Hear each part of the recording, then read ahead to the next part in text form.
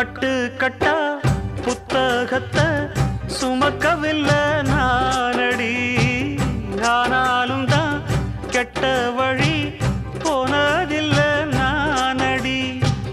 வெள்ள மனம் பிள்ள குணம் உள்ள ஆளு நானடி. என்ன பத்தி ஊருக்குள்ளே நீயும் கொஞ்சம் கேளடி. படிப்பு ஒன்னே வாழ்க்கையா, பாசம் வந்து இல்லையா?